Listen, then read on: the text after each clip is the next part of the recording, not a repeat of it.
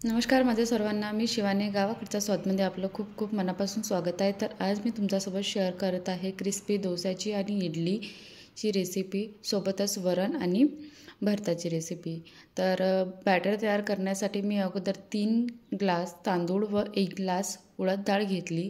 त्याला 4 ते 5 तास भिजू दिलं आणि नंतर सायंकाळच्या टायमाला जी डाळ वगैरे आहे ते सर्व भिजलेले होते. त्याला अगोदर मी धुवून घेतलं आणि नंतर मिक्सरच्या भांड्यामध्ये थोडंसं पाणी घालून बारीक करून घेतलं. खूप जास्त असं फाईन पेस्ट नाही करायचं आहे, थोडं दरदरं राहील टेक्स्चर, अशा तरीकेने तयार करायचं आहे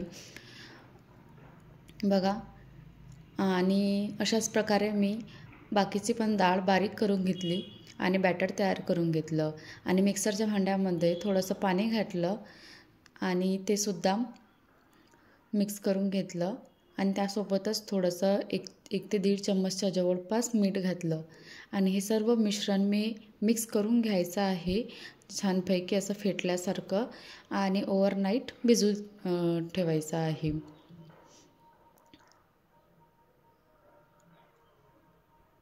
सकाळी बघा अशा प्रकारेच फुगलेलं आहे, कारण की आता हिवाळा चालू आहे तर तितकं बॅटर फर्मेंट होत नाही आणि उन्हाळ्यामध्ये छानपैकी फर्मेंट होते.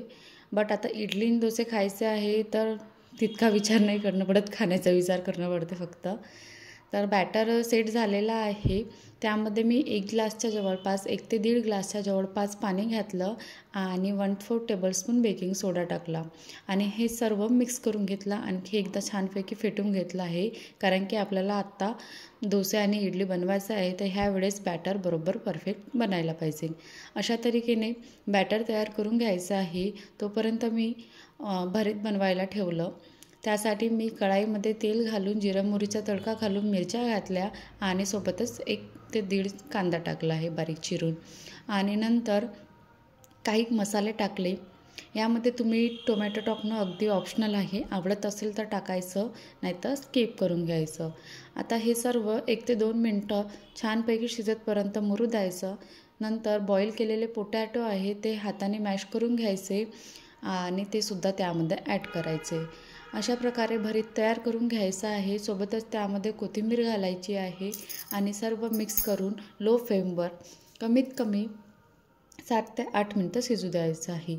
भरीत शिजत आहे तोपर्यंत मी वरणाचा तडका लावला. त्यामध्ये सुद्धा लसूण, जिरं, मोहरी आणि कढीपत्ता वगैरे घालून मिरच्या 2 घातल्या आणि सोबतच 1 कांदा टाकला आहे आणि काही मसाले टाकले व 1 टोमॅटो याच्यामध्ये टाकला आणि 1 टोमॅटो मी जेव्हा डाळ शिजवायला ठेवली होती त्यामध्ये टाकला होता.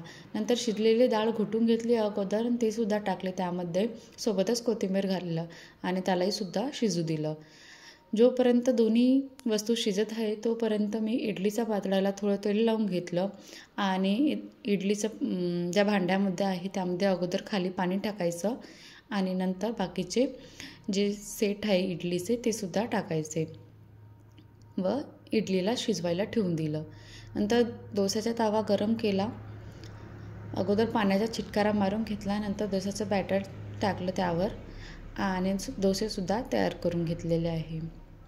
खूप मस्त क्रिस्पी करारे असे डोसे तयार झालेले आहे आणि सोबतच बाकीचेसुद्धा डोसे गरमागरम तयार करून घेतलेले आहे. गरमागरम डोसेच खायला चांगले वाटते, थंड झाल्यावर तितके म्हणजे खायला तर टेस्टी असतातच, पण जसे की गरमागरम खाण्यात मजा असते ना तशी नसते. अशा प्रकारे सर्व काही बनवून घेतलं आणि एन्जॉय केलं.